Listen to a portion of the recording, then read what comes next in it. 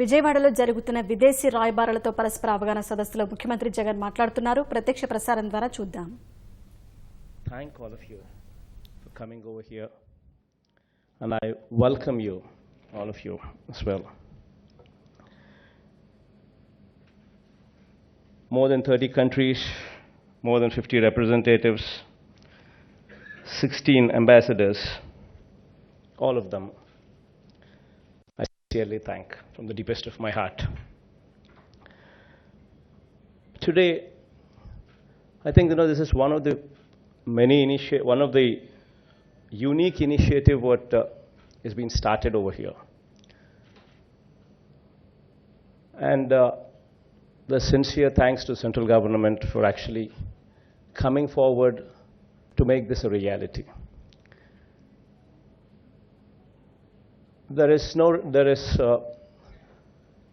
I think all of you here are already aware of the state's background.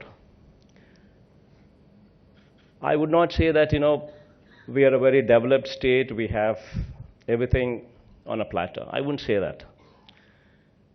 We are a port state, there's no denial of that. We don't have a tier 1 city like Hyderabad or a Bangalore or a Chennai. I wouldn't deny that as well. But we have our inherent strengths. We have 975 kilometers of coastline. We have four ports, 6 airports. To begin with, this is our strength. And above all,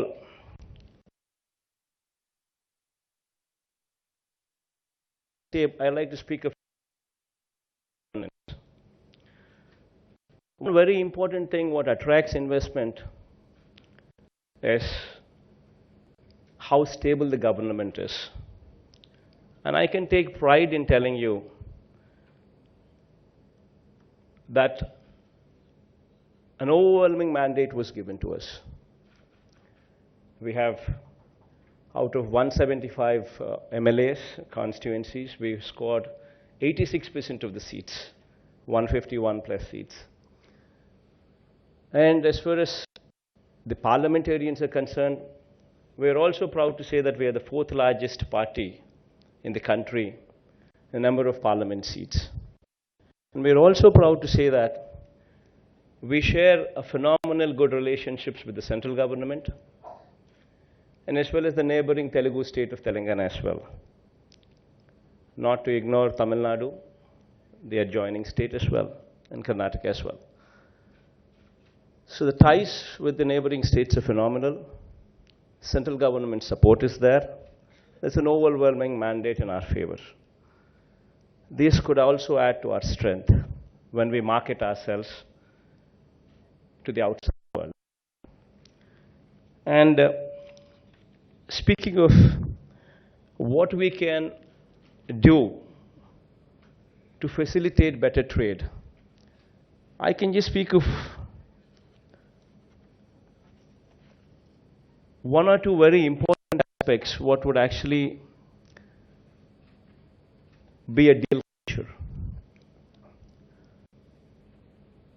Today, most of the governments suffer in providing corrupt-free government, in providing transparent policies. This I take pride to say that our government here is committed to providing corrupt-free government, a transparent policy in place, a fair policy, what is very important to attract investment. Very, very important, and I think we will stand as a role model in delivering these commodities. We recently passed an enactment in the assembly, in the just concluded assembly,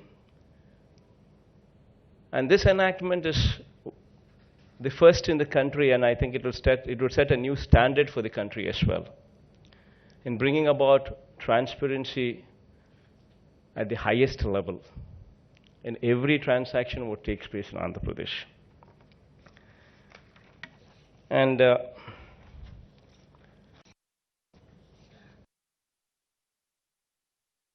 few of these 60 days of our governance, once you want to speak 60 days of our governance, everybody stands here and we've done that, we've done this, we've done phenomenally well and all those things. But I think most of them here also are aware of reading the newspapers, reading in the news, also aware of, few of the revolutionary decisions that we've taken also, what probably are slightly controversial also. I think that also lingers in few of the heads as well. This also, I think, in order to give you confidence, because otherwise there's no point. Everything what we do should be honesty. Everything what we should have commitment. I think sincerity and commitment and honesty, these are the things what actually drive anybody to come and have faith in us. If we do not deliver those, there is no faith, there is no honesty, then you will have no takers. Few of the things what actually I'd speak about, what is very important, because you should see the other side of the story as well. One side of the story, and I don't know if it's fully been narrated. The other side of the story also, too important. One aspect is we've renegotiated agreements. It's slightly controversial when it comes to speaking of a state to do something like that. But I just like to draw your attention to one simple aspect. What is the point in having a power purchase agreement if the DISCOMs are not in a position to pay your bills? By the time I got into the Chief Minister's post 2 months before, it's only been 2 months since I got into this seat, into this place that I am in. And by the time I had come here and I had taken a review of the DISCOMs, the electricity position there, the DISCOM's position, the officers told me that we had 20,000 crores of arrears. 20,000 crores of pending bills, arrears. The government was not paying bills for the past one year to 1.5 years. Then what is the point in having these PPAs? Will it add any value? Number one, it doesn't add any value. The DISCOMs are already crumbling. So what do we do? If we are to be sincere about our cause, if we are to do something about it, we need to do something about it, even though they are slightly controversial. So what we did was, we need to give a win-win formula for everybody. We are trying to renegotiate. I do agree, there are international communities there are banks there, and we need to give them confidence as well while we renegotiate. So we're coming out with a win-win formula policy as well, where, we're bringing them the reality, saying that DISCOMs do not work like that, they cannot function like this when the revenues are lower and cost of procurement is far higher. Then no DISCOM can ever function. And the only way we can do this is to bring a sustainable model where the rates come down, where probably investment could be treated as debt with a soft loan. These kind of innovative policies, if we don't come out with, there'll be nothing left of us, nothing left. And also another important thing is, most of these subsidies, most of the income what comes to us comes from the industrial sector, because these are the people who actually pay up. We have a lot of cross subsidy, what I think any government probably anywhere in the world would do. And these sectors do not pay much. They just cross subsidy. The sectors what pay are the industry. Government is high. Then what do? We mark up something on that and then we sell to the industry. And if the industrial tariff is high, then how do we make ourselves competitive? How do we attract investments? So it's got to be a bold decision taken somewhere along the line where honesty is required, commitment is required, and sincerity is required. And that's what we did. This is the other side of our one of the controversial decisions what we took. Then there's another policy also, what might actually raise a few concerns if the full version of the story is not told to. And that is, we recently enacted 75% local reservations. This is also one, it all depends on how you look at it. When we speak of America also today, we have a situation there in America where the government there also is talking about local jobs. This is the situation what is prevalent all over the world. And today, any industry what comes up anywhere, it adds to pollution, whether it is small quantum or whether the quantum is large. It all depends on the factory that's coming up. But every industry, every factory what comes up adds a little bit to the pollution. And why would anybody ban if they have no hope of getting a job? But this is something what one should actually look at it in a proactive way, that this is pro-industry. We need to give people hope that we welcome industry. Why would anybody welcome industry? When there is hope that you will get a job somewhere in that industry, that factory, that people would actually start welcoming that industry. People would actually want the factories to come, want the industries to come. So this should be treated as a proactive step, wherein we would actually welcome. Then the other issue is, what about the talent? What about the skills? That would probably be one of the questions what anybody would ask. And here we have a clear-cut policy in place. Before the industry is set up, before the groundbreaking ceremony takes place, you give us the list of what is the qualification that you're looking at. And once we have a list of your qualification, we will work with you together in one particular segment. And in that, every parliament, we will adopt one engineering college there, and we will set up an office there, skill development center there, and we will actively participate with you, work with you, to actually develop these skills. We're not asking for funding there because we will support our children there to develop these skills. But we would definitely want you to support on the teaching faculty part of it, so that our people would be trained good enough so that they're acceptable to you at every level. And we've made this local concept because if this is not addressed, then you will have so much of unrest everywhere. If people are not going to support the version, there is so much of unrest actually taking place everywhere. If my state is not an exception, every state in the country is also having this difficulty. So it's very important that these needs are met with. So the other side of a controversial decision would also have to be looked in a very proactive way. So these are the two things what we actually took in these 60 days. While we've taken the first step is to actually call on you today, take the initiative today to explain ourselves that this is the reason that we've done this. And there is sincerity in this, and we require your cooperation and support in every way. This is reality. Yes, what Andhra Pradesh can offer you, well, these are the issues what I think, what I'd be just taking a few more minutes to just explain to you. What we can offer you is we have a big coastline, 970 kilometers an odd coastline. We have 4 ports, as I've spoken earlier. We have 13 districts, out of which 6 districts already have an airport. We're going to enhance these ports.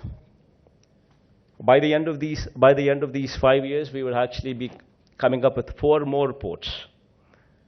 So that would make basically 8 ports. As I have said earlier, with these ports, we would add value. What we can offer is what Andhra Pradesh needs, I would say. Aqua products, I think, Harish and I just spoke some time back about the blue economy and what kind of aqua exports we have. What kind of, and he also spoke about the rice bowl for the country being from here. But what we are lagging also, I would just speak about it, where we need your support and where we need your help, is to come up with, build standards for global markets. This is something what we need your help on. We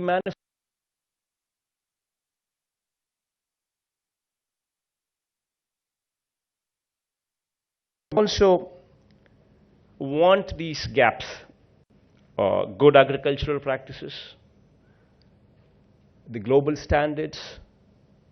These global standards, both in aqua as well as agriculture sector, we require your help to come forward. We would work together so that our standards improve, so that we are globally competitive as well. So that, we help each other in a big way, be it agriculture, be it the marine part of it. Productivity is one other area where, we have ample land. But I was just discussing with Harish the other day, and these are the things what needs improvement.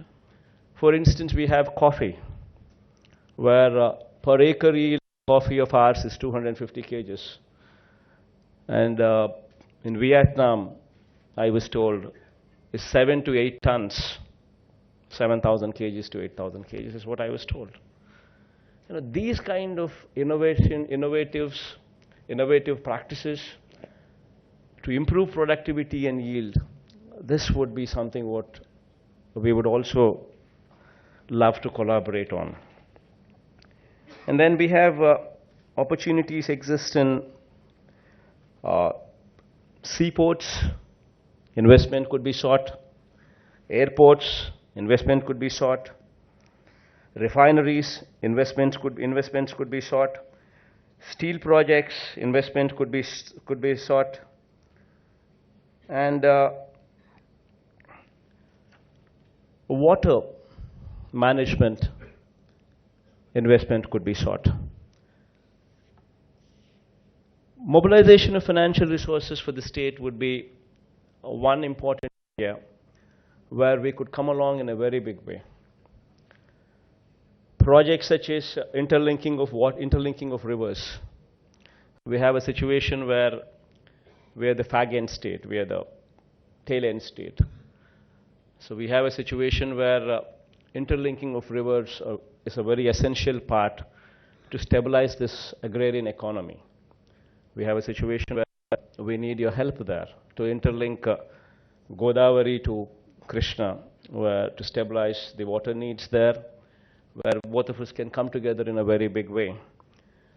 We need clean drinking water, where both of us can come together in a very big way. We're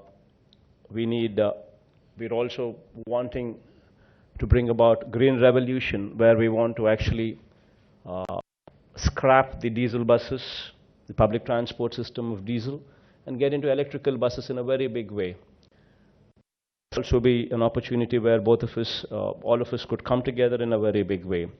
Food processing, research universities, airports and seaports I've just mentioned earlier. Metro rail also in Visakhapatnam is something what is being seriously contemplated. That could also be an area where we could work together in a very big way. Of course, Vijayawada and Guntur also, metro rail also, is a proposal that we have in mind. And also support for our innovative welfare schemes. What we are contemplating, people of the state have given this kind of mandate, what was never experienced in our state. And to be very sincere, this kind of mandate has come because people's expectations are so high. And we have a situation where we need a lot of welfare schemes to also go by. Because, our illiteracy rate, if you were to speak about, if country rate is 26%, our illiteracy rate is 33%. If gross enrollment ratio is to be spoken about, gross enrollment ratio is 18 years to 23 years, children who are being enrolled into the colleges, enrolled in the universities, into the colleges. If those rates were to be spoken about, and we usually compare our economy with BRICS, if that were to be compared, Russia would speak about an gross enrollment ratio of 81%, China would speak about 48%, Brazil would speak about 50%, whereas our enrollment ratio is only 25%. So these are the areas where, we could actually work together in a very big way in improving our society, bringing into focus, as I've recently spoken about, agrarian situation. We are basically an agrarian community with 62% of our population totally dependent only on agriculture, where there are a lot of good schemes that the state government is thought about.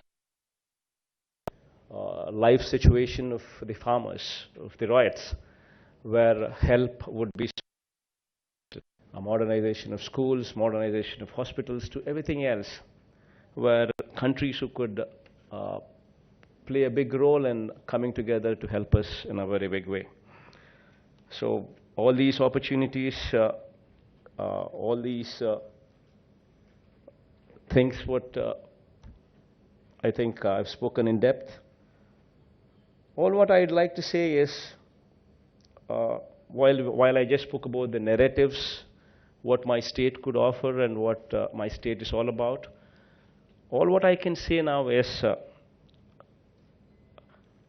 I thank you all for coming over here, and with sincerity, I say that we are committed to working with you with all sincerity, and you have an honest government, and you have a very proactive team, and we would definitely mark on transparency and corruption-free government at highest level to give you some confidence to that extent. And I think once after me, I think you'd have presentations from 6 presentations would come through. Our Chief Secretary would present on the development agenda, and the other principal secretaries would speak about industry and investment, social welfare programs, Navaratnalu that we boast about, health, tourism, Buddhist, and animal husbandry and fisheries. All these things the principal secretaries would follow up after my speech here. And we have 30 secretaries sitting down here, readily available for any of you having any kind of doubt. All the 30, we have 30 secretaries stationed here, and they will be very glad. We would be very glad to assist you, to help you in any of the doubts what you have, to clear those doubts, and so that we could come together in a big way. And I thank you all once again for coming over here with all sincerity. Thank you.